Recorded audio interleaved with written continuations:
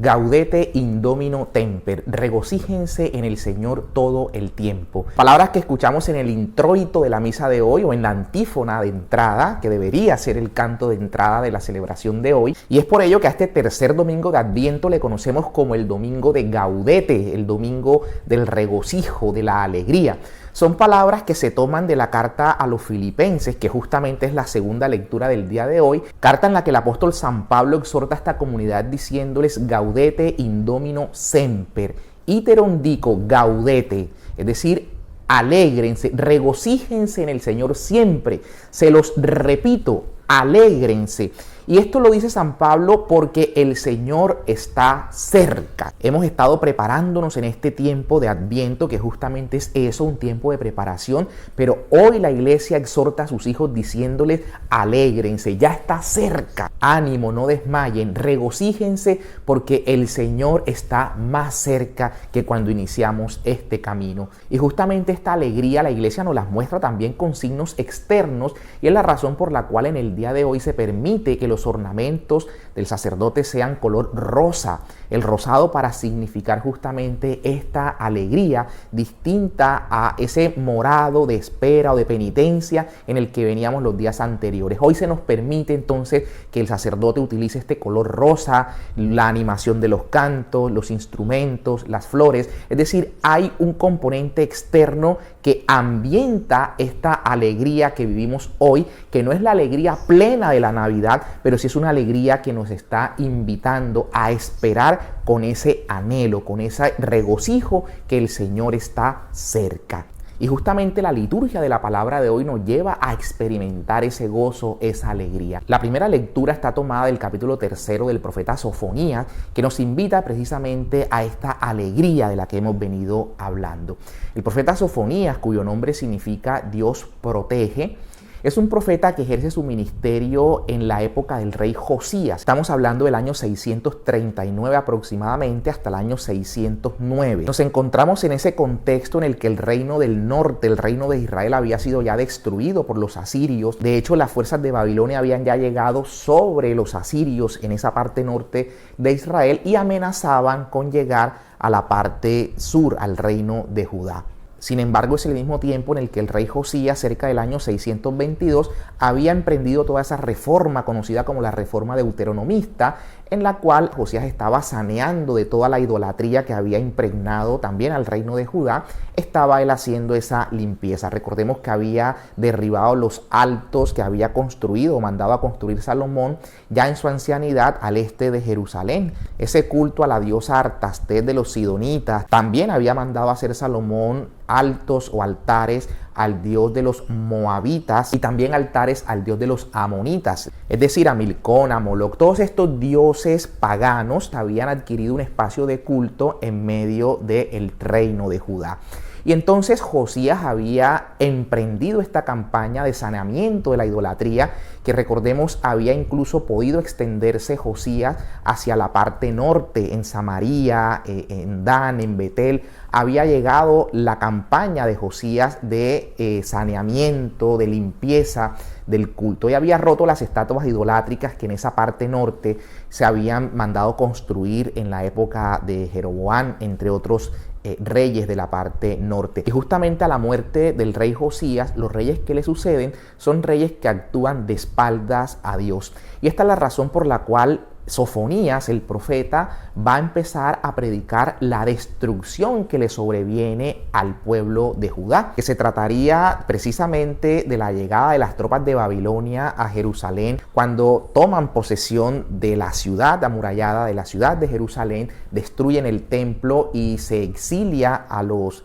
judíos hacia Babilonia. Si bien puede entenderse esa profecía de Sofonías como esa destrucción, como ese día definitivo, como ese día final para el pueblo, también está haciendo referencia al día último, al día final. Y justamente esa es la espera en la que nos encontramos en este tiempo de Adviento. Pero la lectura va un poco más allá, porque el profeta no habla solo de esa destrucción, sino que también hace referencia a un remanente del pueblo que se mantiene fiel, y a ese pueblo le habla para que se regocije, para que se alegre, llamándolo hija de Sión. Esto es muy importante porque esto de hija de Sión va a tener una plenificación en la Santísima Virgen María. Vamos a ver que estas palabras que Sofonías utiliza el día de hoy, pidiéndole al pueblo que se alegre, que se regocije, son las mismas palabras que Lucas pone en su evangelio en boca del arcángel Gabriel. Alégrate, llena de gracia. Precisamente hay un paralelo entre esta lectura del libro de Sofonías con la narración que Lucas hace de la Anunciación. Miremos cómo es esto. Sofonías, en este oráculo que pide exultar de gozo, que pide alegrarse, se lo está diciendo a la hija de Sión. El anteceder la expresión hija, en este caso a Sión, puede verse simplemente como un recurso poético. Vemos hija de Edom, hija de Babilonia, en este caso hija de Sión.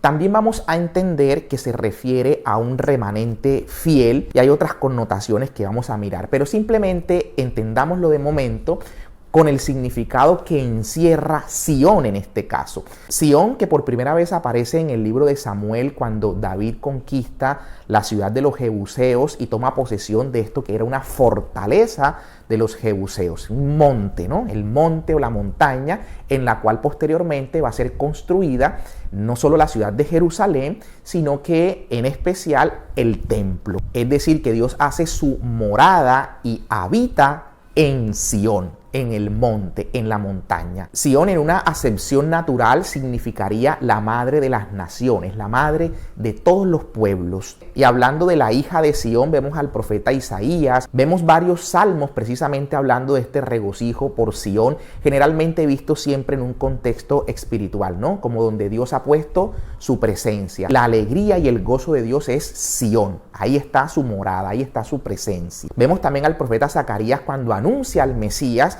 diciendo: alégrate, Sión, porque viene tu rey montado en un asno, que son las expresiones que toma Mateo en su evangelio para poner en la entrada triunfante de Jesús a Jerusalén, retomar estas palabras de Zacarías cuando el Señor manda a desatar el burrico y llega montado sobre este asno y es aclamado por el pueblo con el salmo: bendito el que viene en nombre del Señor. Entonces, alégrate, Sión, exulta de gozo porque viene tu rey montado en un asno. Entonces son profecías mesiánicas anunciando que el Mesías, que el Señor, que el Salvador, que el Rey que gobernará, vendrá. Y en ese sentido, entonces, del anuncio mesiánico es como Lucas presenta la anunciación. Alégrate, llena de gracia. Sustituye la expresión hija de Sión, que entonces estaría prefigurando a María Santísima, llamándola ahora llena de gracia, que es haritomene, llena de gracia. Esto quiere decir que María tiene su plenitud, su culmen, ese remanente, ese pueblo fiel que esperaba la venida del Mesías. En ella, en María,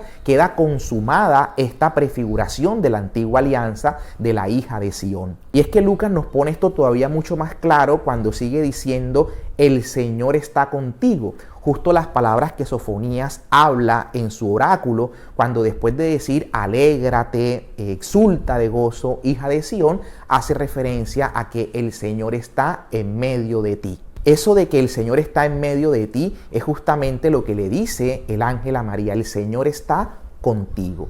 Pero más adelante también va a decir Sofonías: no temas. Palabras que el ángel utiliza también respecto de María, diciéndole: no temas, María. ¿Cuál es la razón por la que el profeta Sofonías, que empieza dirigiéndose a la hija de Sión, dice no temas? La razón es porque te va a nacer el Mesías, el Salvador, el Rey. Y esto es justamente lo que le va a decir el ángel a la Santísima Virgen María. No temas, María, porque concebirás, darás a luz al Salvador, darás a luz al que va a heredar el trono de la casa de David su padre, y su reino no tendrá fin. Estas expresiones del Rey y estas expresiones del Salvador que se utilizan en esta profecía de Sofonías, también las toma Lucas para precisamente en la persona de María planificar aquella figura o aquel oráculo que venía en boca del profeta Sofonías. Vemos entonces con claridad este paralelo que hay entre esta lectura de Sofonías y la anunciación como las presenta Lucas. Y para dejar en claro que esto no se trata de una interpretación personal, El mismo magisterio de la Iglesia que disertó ampliamente sobre este tema de la hija de Sion en el Concilio Vaticano II, en la Constitución Dogmática Lumen Gentium, hace precisamente referencia a esto de la hija de Sion.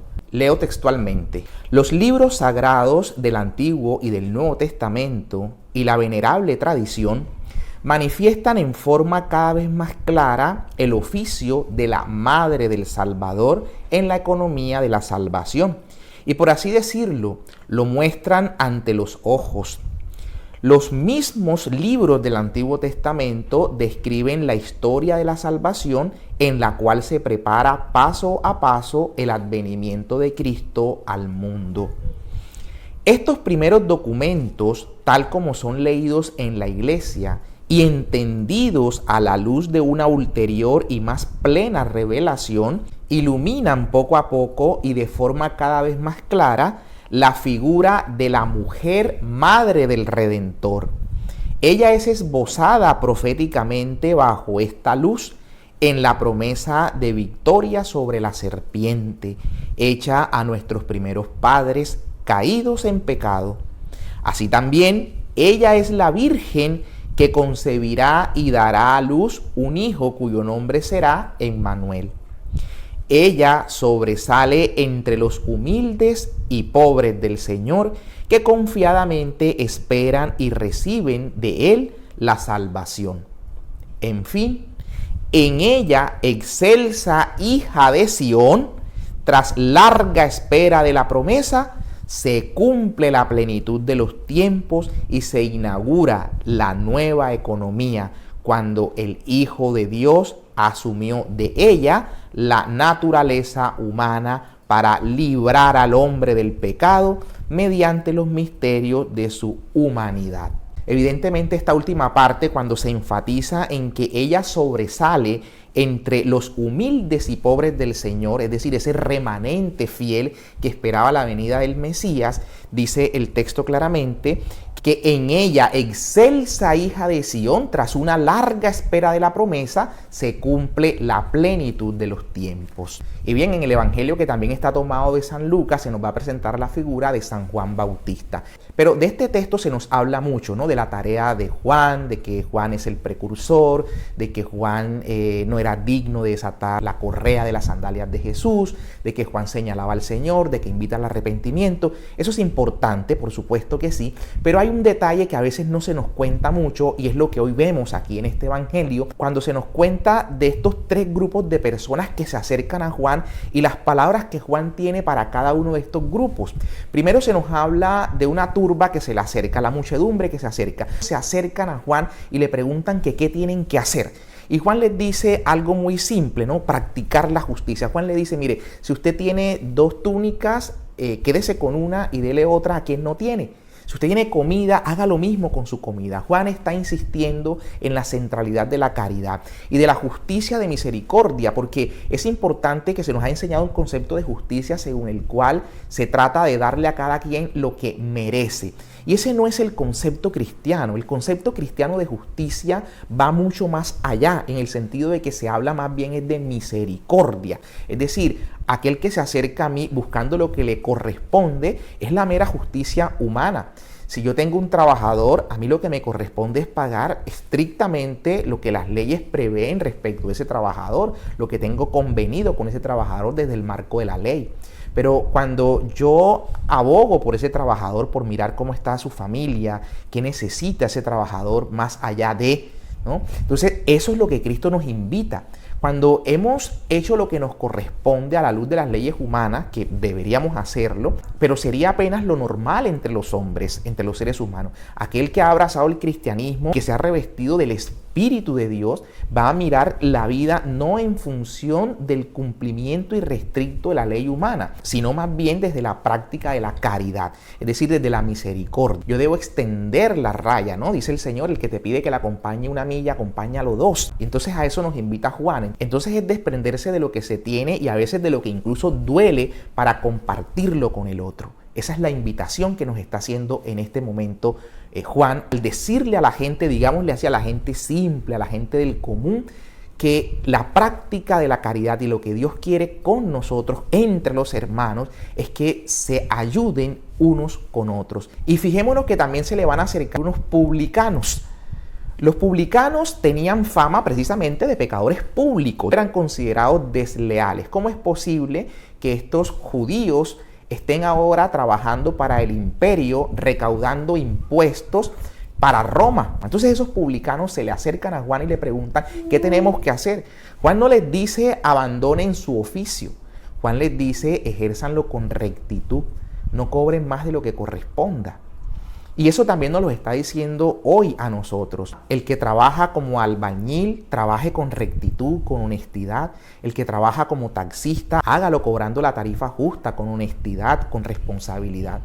El que es abogado, trabaje con honestidad, cobrando lo justo a su cliente, ejerciendo el trabajo con denuedo, ejerciendo la tarea con ética. El que es arquitecto, el que es ingeniero, el que es médico, hágalo sirviendo verdaderamente al otro y cobrando con justicia. Hay casos en los cuales con toda seguridad el que se acerca a nosotros no tiene con qué pagar. Sirvamos, no dejemos de prestar el servicio por ello, pero trabajemos con honestidad. Desde el hecho de estar en una empresa y llevarme el papel para mi casa, el lapicero para mi casa, subirme al autobús y teniendo con qué pagar menos de lo que corresponde pagar, saltarse de la fila. Generalmente es muy fácil juzgar el político corrupto, pero no miramos cuáles son las corrupciones pequeñas desde nuestro hogar.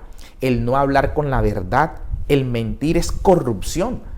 Y sin embargo, justificamos el por qué mentir, el por qué la mentira piadosa. Y vivimos siempre pensando en la corrupción del otro, que es la mayor corrupción, sin mirar hacia adentro. Es época entonces en este Adviento de revisar nuestra vida y ver qué es lo que verdaderamente no anda bien en nosotros. Y por último, el grupo de soldados que se le presenta a Juan Bautista, que también preguntan qué deben hacer. Recordemos que la guardia en el pueblo judío estaba conformada no solo por los romanos, que servían al imperio, por supuesto, sino también por soldados que hacían la guarda del sumo sacerdote. Estos soldados que seguramente se acercan a Juan Bautista y preguntan qué deben hacer, son soldados de la guarda no romana, sino judía.